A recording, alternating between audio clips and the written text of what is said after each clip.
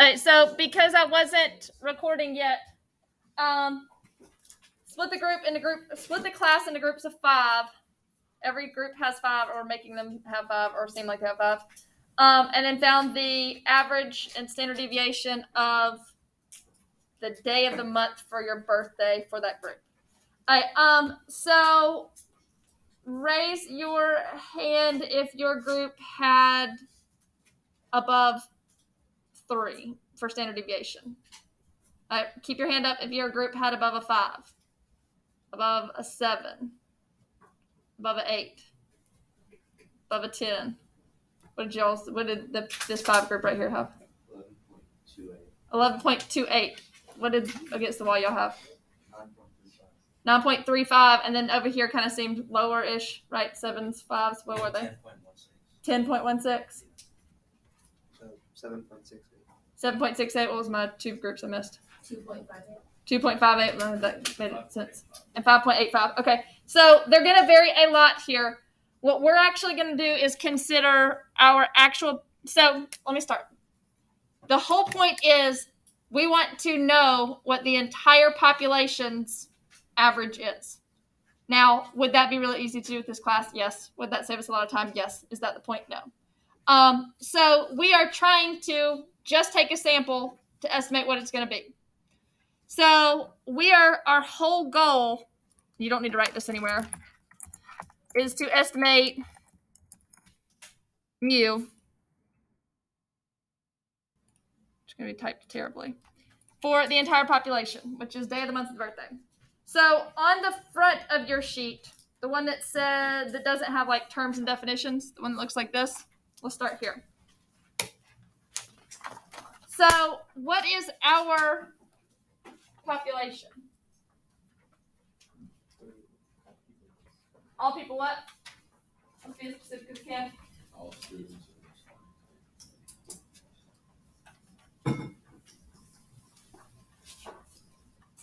All students in Leonard's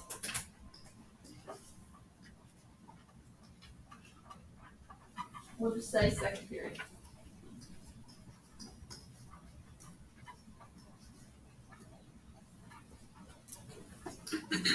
All right, so our parameter of interest, that's like what I was saying is our goal. We are trying to estimate mu. What's the symbol mu mean? Population what? Mean. So mu, which is the true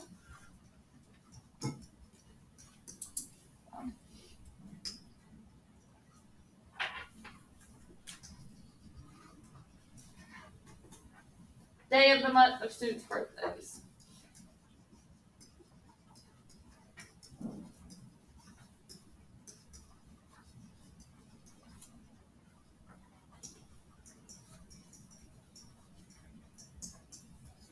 So again, our specific scenario doesn't seem really reasonable because we can just figure out what it is. But it should be easy to make sense how this would apply in a different setting to where I can't figure out everybody's, but I could easily take a sample and then use that to guess. So we're going to pretend like all you have is your sample. Now, the given part up there, there's a lot of stuff that I can only do that applies to what we've been doing in the last couple chapters if I know that the data is what? What? I didn't hear what you said. Normal. So I'm going to tell you that our data is approximately normal. So I'm telling you the population is normally distributed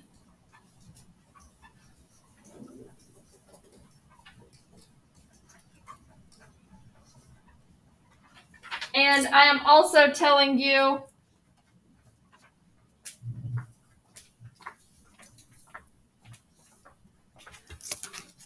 that I know what our actual population standard deviation is, which is 8.83. See how many decimals I want to go to. We'll just say 8.8. That's our what? Population standard deviation, which is what symbol? Sigma. So I'm telling you this Now, typically these would have units, but like days, I guess.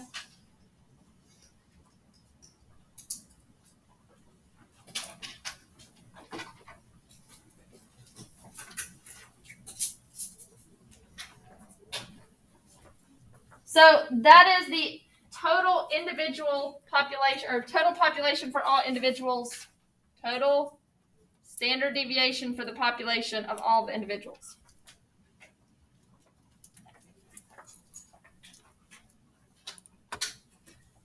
So now we've got some different information here. We've got 6 different groups. Don't know where to put on paper. The first one we're going to put X bar. No, let's put lowercase n here. What does lowercase n stand for? Sample what? Sample size. Well, what is our sample size for all of our groups? 5. Or making them 5. Write 5 over and over. Just show that they're all 5. I could write that each of them has a different standard deviation, but right now we're going based off of the idea that we know this, right? But you are groups, which are samples and not individuals.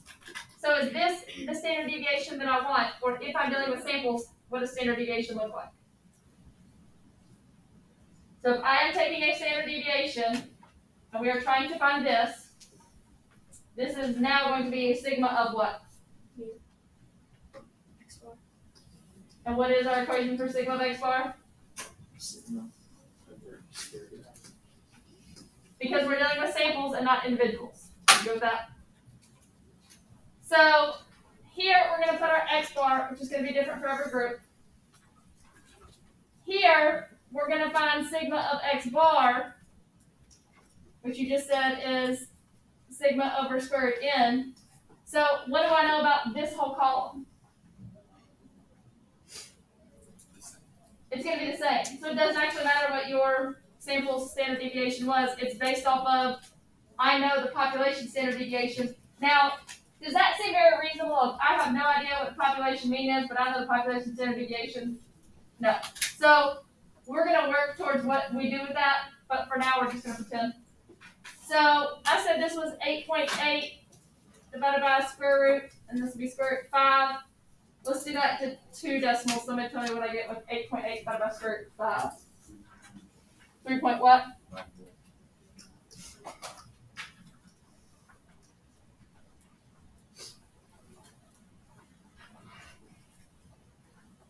Alright, so then this missing column, I'm actually going to put my different sample means.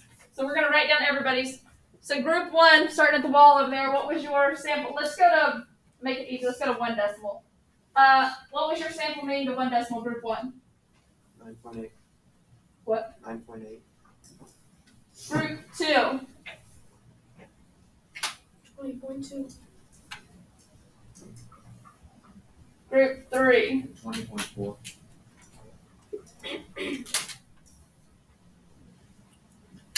Group 4. 17.4. Group 5. 18.8. And group 6. 18.4. If I had never given you any information about any people at all whatsoever, and I said, guess what you think the average would be, what kind of number would you probably guess? Somewhere about where? Well, how many is it out of 30 or 31, typically, or 28? So it's going to be probably somewhere around 15, right? It would be our guess, just because of that. All right, so none of those seem unreasonable. Now, we had one that had a really small group here, but that one, a lot of them were 7s and 6s or something. No, 7s and 6s maybe. So I expected that group to be pretty low there. All right, so this is just our information from each group. What does this number right here mean to you? Empirical rule. Empirical rule. So what does 68 mean that stands out? First standard deviation. 1 standard deviation in either direction. So I've got a me, so I'm basically theoretically thinking I've got an X bar. To get a 68% confidence, I'll go one this way and one this way, right? So now with your group, you should be just doing the math really quick to make sure you got the same numbers. For your group, find your lower number and your upper number for your group, which means all you're going to do is what? Add and subtract one standard deviation, which is this.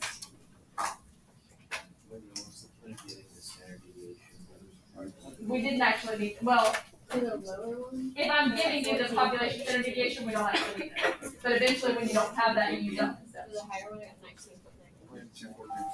19.9. Are we just in the mean minus 10? So I did. So I did 4 minus 2.58. Or no, you did the standard deviation. Never mind.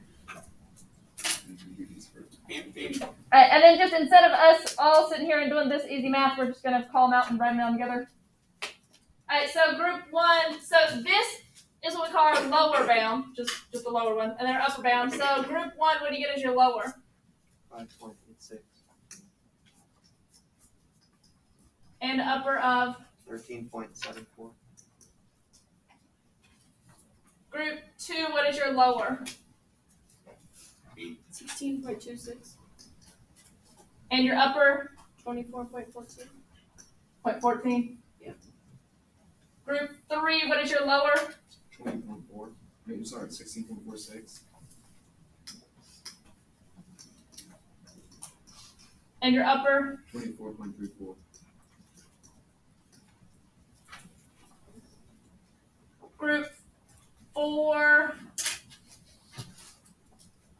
what is your lower? 13.46. And your upper? 21.34. Group 5, what's your lower? 14.86. And your lower, or your upper? 22.74. And group 6, what is your lower? 14.46. And your upper? 22.24.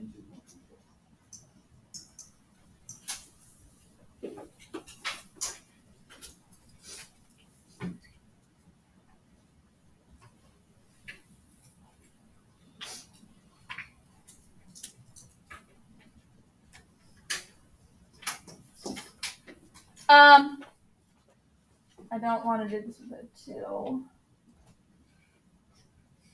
25. Okay, so we're going to go to this first graph. I need to make sure that we have the same amount of marks on here. How many actual dash marks do y'all have under paper?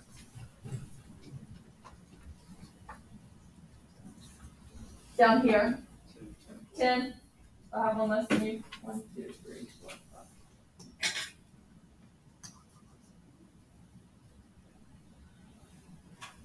I think we can do 3, 6, 9, 12, 15, 18, 21, 24, 28, 31. Yeah, let's do that. Okay, so let's use this number line. We'll go by threes, starting it. Are we going by these? Wait, hang on. Let's start at 0 and go by threes. I'm kind of having to think ahead here. If we have to go farther that way, we can. 6. I'm thinking ahead. I'm just telling you how to label this. But before I have my data, I can't label it, so I don't know what it's going to be.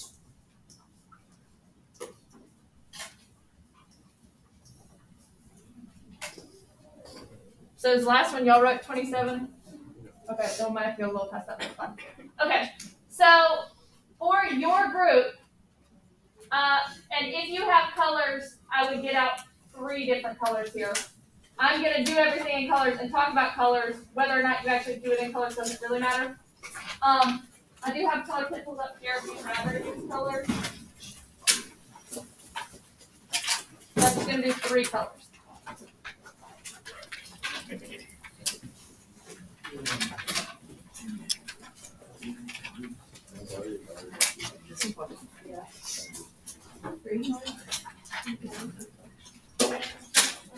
He's a big had green and blue.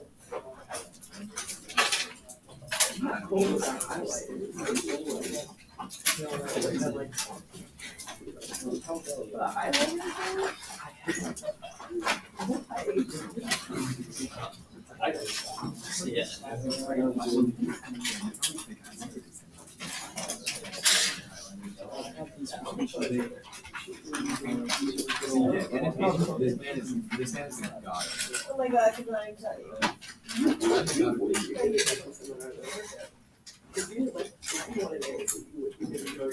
Alright, so let's say the whole goal of this is trying to estimate mu, right? So if I go to you and I say, okay, with your group, if you have one guess on what you think the number is going to be after you've gotten your groups, what would your group's best guess probably be? 17. For your group, definitely. What would you use from your group to be your best guess from you? Your X bar, because at least you're taking a small sample of what you think it's going to be. Now, that's not everybody, but if I said you have one number as your best guess, that'd probably be your best direction to go, right?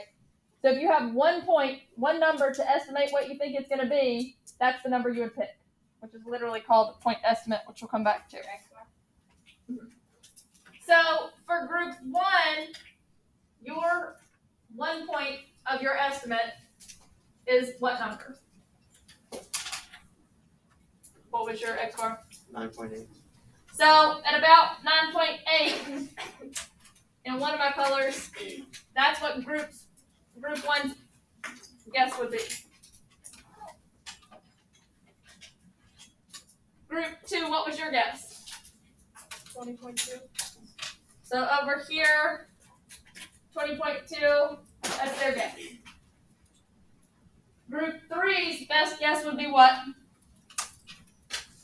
20.4. Group 4's best guess, 17.4. 17.4. Group 5's best guess, 18.8. And group 6's best guess,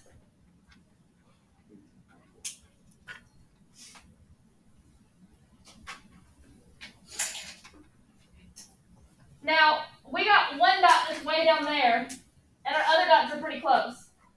Does that mean we did something wrong? That's just the way our samples turned out.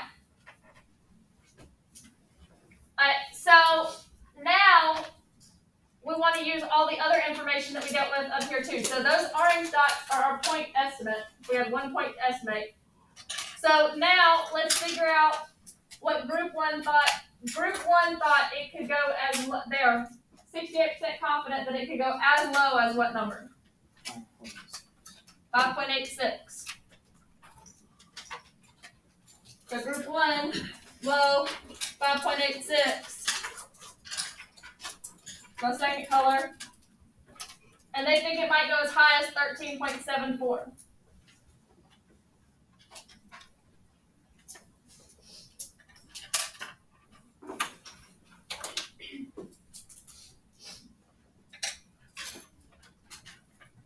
And then in my third color, I'm going to connect here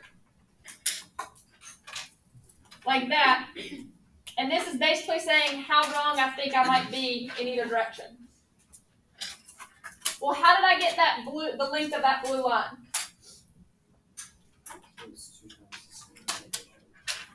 So the length of the entire blue line would be 2 times the length of our standard deviation. Each section of it, like this part, is just what?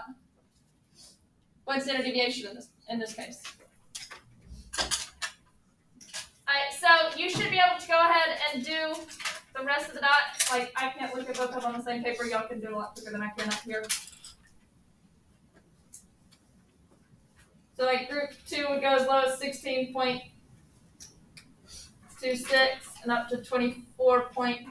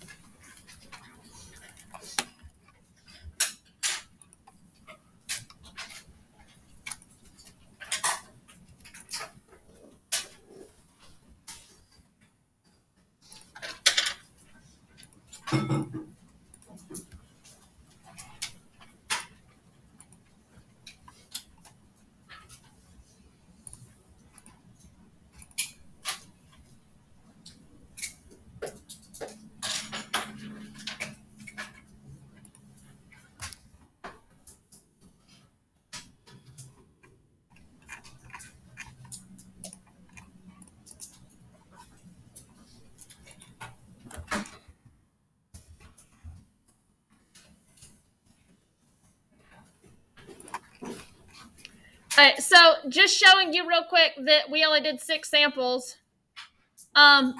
This is all of your data that I typed in.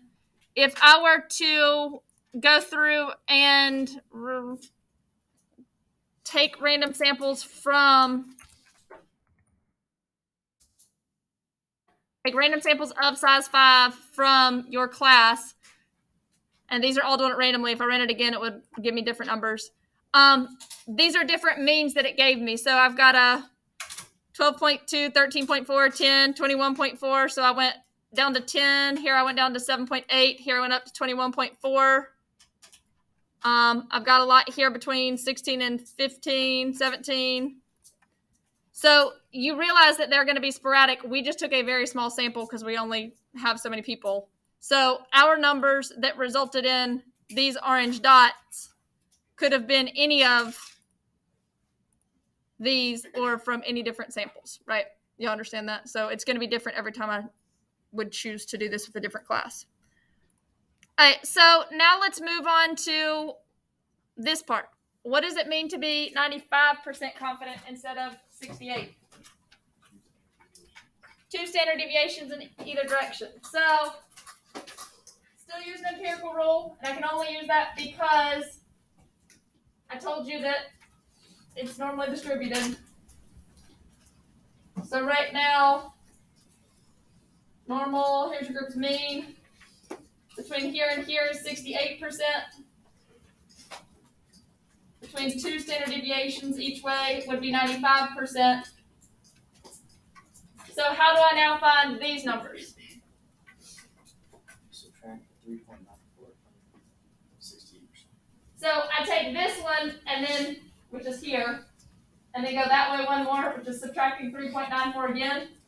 If I wanted to start by finding that number, how would I find, if I didn't have this column, how would I find this number? Subtract your exponent twice. Is it like this minus what? 3.94 or 2 times. Everybody with me there? We're doing the same thing, but it makes more sense to just subtract it again. All right, so find your group's 95% confidence bounds now. Or could we just take ours? I would just take these and subtract it out. Yeah. Again. Yeah. Since we already have that.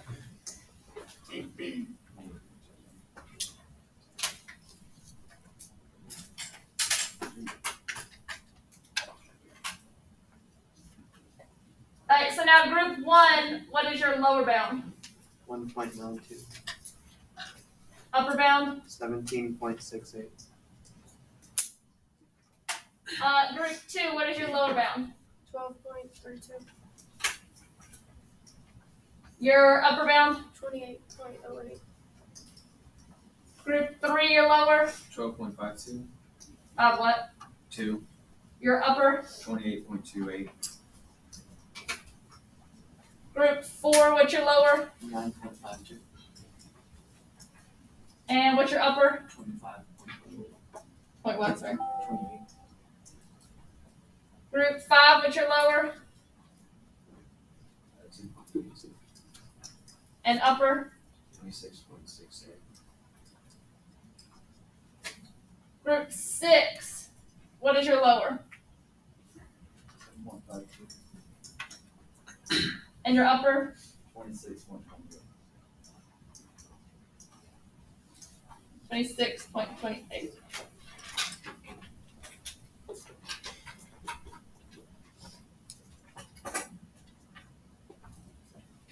So now, how do these 2 numbers right here relate to these 2?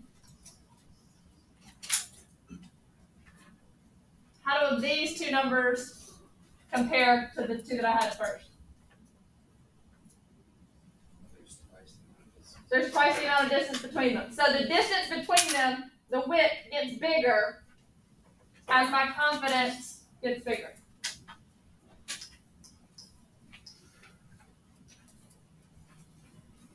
So I'm going to cheat here a little bit.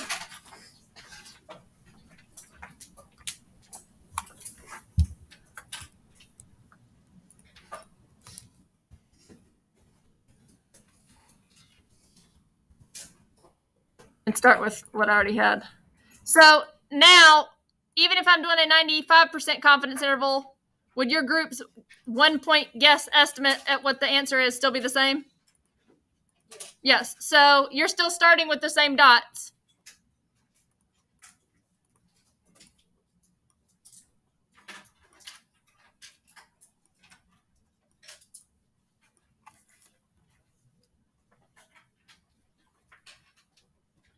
And I'm keeping it numbered the same way on purpose, even if we have to go off of it a little bit.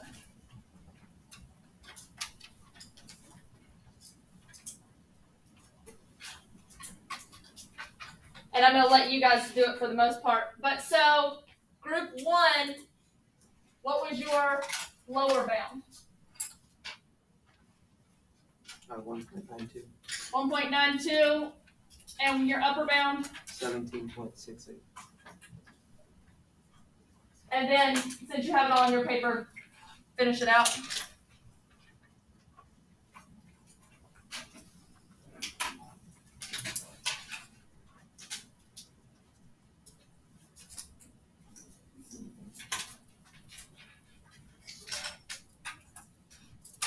And I realize I'm going to have to go a little bit above here, but that's fine.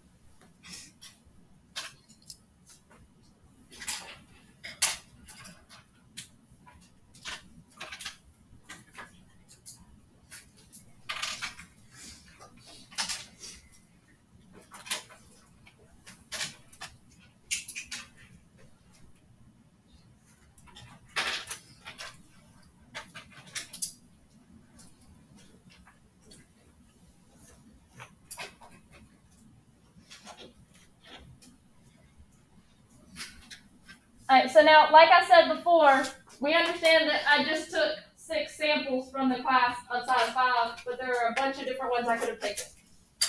I could have taken 31, choose 31, choose 5. Would have been a whole bunch of different combinations that I could have possibly done.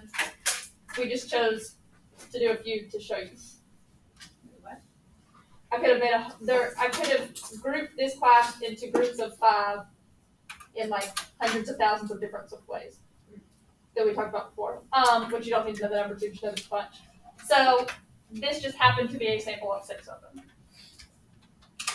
And for the most part, our samples are random, probably other than putting you 2 in a group together. Other than that, there's really no reason to the grouping being an issue. Alright, so one thing I do want to write, and I don't care where it is because I'm not going to write much on there, like maybe at the very, very bottom. And this is a big concept that gets asked a lot in a bunch of different ways. So the earlier you get it, the better. A higher confidence level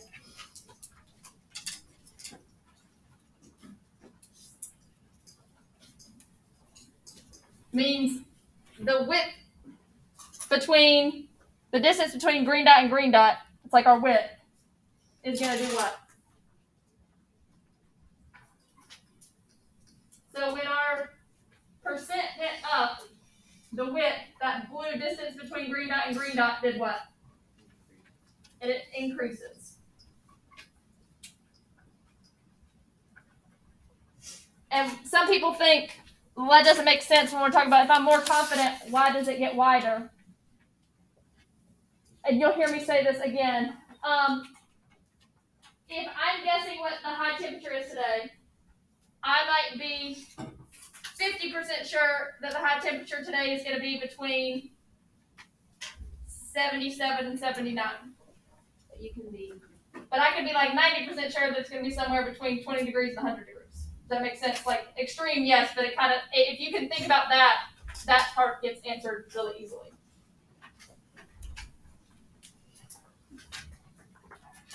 Alright, so now where does the 68 and 95 part actually come into play? I do not want you to draw anything on yours, but if I were to have, theoretically, if I were to have every single orange, blue, green dot lines for every possible sample there was, it would be this giant, huge collection. Wherever our mean is, let's say this mean actually is like here. Oops, that's not a straight line. If this is where it was, this one actually captured our true parameter, our true mean. This one did, this one did, this one did, this one didn't, this one didn't. So if I only did 6 samples, what percent of our 6 samples, if that were the mean, actually got it? 4 out of 6, which is about what? About 66%, right? Does that make sense? What's the line you just drew? If that's where the actual true mu is, but we don't know where it is. Okay. So theoretically, that's what's going on behind the scenes, but we'll never know where mu actually is. And then what about 66? So we had 1, 2, 3, 4, if that's where the line was, 4 out of our 6 got it, and 4 out of 6 is 66%. So then theoretically, let's pretend, where did I draw it? Like about 16, 17-ish or something. In this case, how many of ours actually got that? 100%. Was that pretty close to 100%? Yeah, especially if we only have 6 samples. Now, with our actual data, I think your average was 17 point something. So in this case, it would have been 5 out of 6 that captured it in this picture, which is higher than 68% because we only had 6 samples, that's fine, and 100% would have captured it here. But do you understand the idea with what this is, of what we're trying to capture, but we'll never know? So the concept of what we are doing here was best explained in this weird way that I really like. If you were to theoretically walk into this completely pitch black room, and you have a hula hoop, and you have a target on the floor of where that hula hoop has to land, if you throw it with the lights off, you don't know where it is, anything, in this case, about 68% of the time you throw that hula hoop, it would actually capture the thing on the floor that it was supposed to. But when you walk out, you'll never know if you actually did it or not. And that's our perspective of what we're actually taking care of. We're going to make all these, and we're never, ever going to know if we get it or we don't. We just walked in there and threw the hula hoop and we walked away. So, in this case, whatever it is, or like, so let's say, visual person.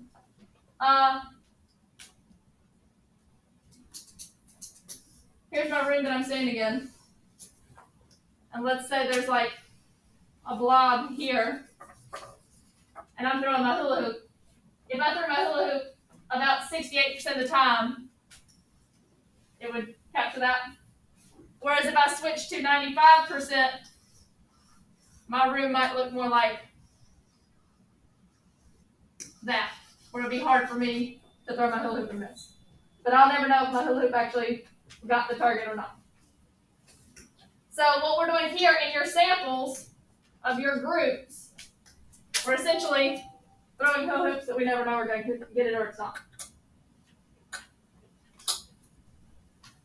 Just general questions about what's going on here, and I'm now going to tie in vocab to what this is. Maybe if you have questions to ask at that point. All right, flip it to the back.